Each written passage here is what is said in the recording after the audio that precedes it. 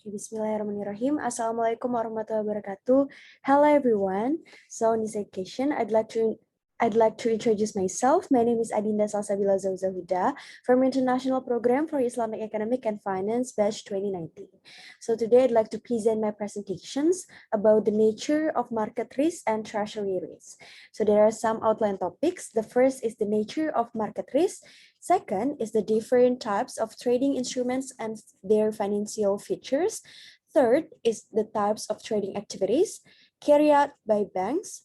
Fourth is about the pricing and mark-to-market procedures for trading instruments. And the last is about the treasury risk and asset and liabilities management. So, the nature of market risk. The market risk is defined as the risk of losses from on and off balance sheet position arising from movements in market prices. On the nature of market risk is divided into two parts. There is specific risk and general market risk. In specific risk, which is the risk of an adverse movement in the price of an individual security due to factors that only apply to that security or issuer. The second is general market risk.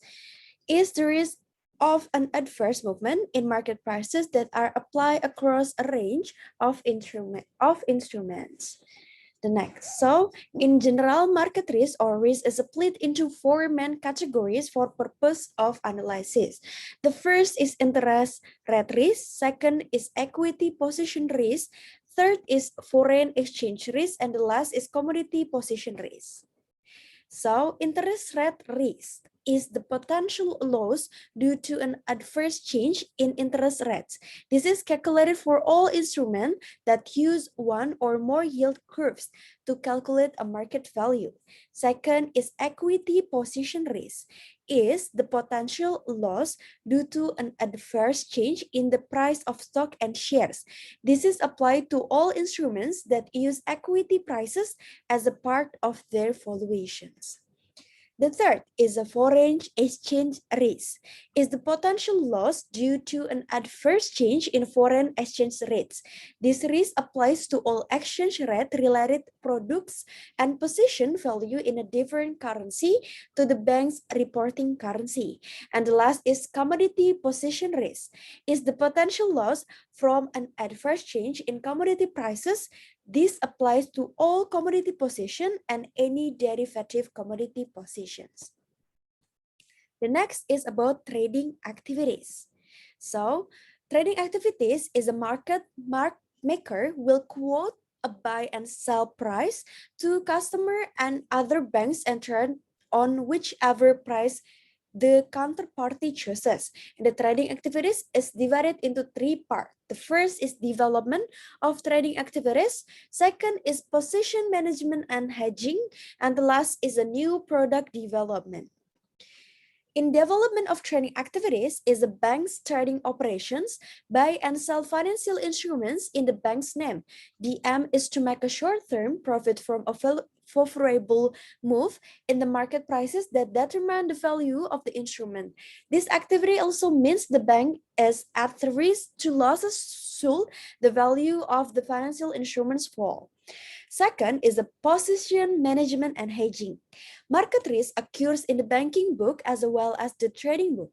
Positions held as part of the banking book, although not held for trading purposes, will create market risk because they are valued using current exchange and commodity rates. Management of interest rate risk in the banking book is usually carried out by the bank's treasury functions. And the last of the trading activities is new product development. The trading activities have become more complex as market have become more liquid and sophisticated. In addition, some banks have felt the need to trade a portfolio of instruments more widely than the demand generated by its customer base. So the mini conclusion of what I have explained is to hedge the risk position, trade will make will take a position in the different instruments. The instrument may have different characteristics, but the change in the market value will mirror those of the original transactions. Hedging has many advantages, but it does require carefully management, as the instruments used are not identical to the original transactions. This means there will usually be some residual risk that is left uncovered, and this must be measured and controlled. The next is trading instrument. So there are four important points. The first is spot foreign exchange transactions, generate foreign exchange risk, forward foreign exchange transaction, generate foreign exchange and interest rate risk. Foreign exchange swap generate interest rate risk. Second is loans and deposit generate interest rate risk. Third is physical commodity position generate commodity risk, and forward position have additional interest risk. And the last is option generate the risk inherent in the underlying instruments, which is due to be delivery if the option is exercised. In addition, options have volatility risk and interest rate risk due to the future delivery date of the underlying instruments. The next is pricing and mark-to-market requirements. Okay, so pricing is one of the most important control that a bank has at its disposal in managing a trading operation is to ensure that its open trading position are valued daily using current market prices. The process of revaluing position using current market prices is called marking to market. To understand what is required to mark position to market, we must first look at how instrument more valued. I can make mini conclusion from what I have been explained about the trading instruments. So to hedge their risk position, traders will take a position in different instruments. The instrument may have different characteristics, but change in its market value will mirror those of the original transactions. Hedging has many advantages, but it does require carefully management, as the instrument used are not identical to original transaction. This means there will usually be more residual risk that is left undercover, and it must be measured and controlled. The next is yield curves. All financial instruments with future cash flow are valued by calculating the present of value of the future cash flow due under the instrument. The present value of any future cash flow is calculated by discounting its future value using current interest rates. Therefore, a market interest rate is required for any date on which there is a cash flow. To calculate the required market rate, banks create a yield curve using a yield curve model. The description below is simplified to illustrate the construction of yield curve. The yield curves used by the traders are more complex and are derived from a number of instruments to ensure the curve is consistent. I can make mini conclusions.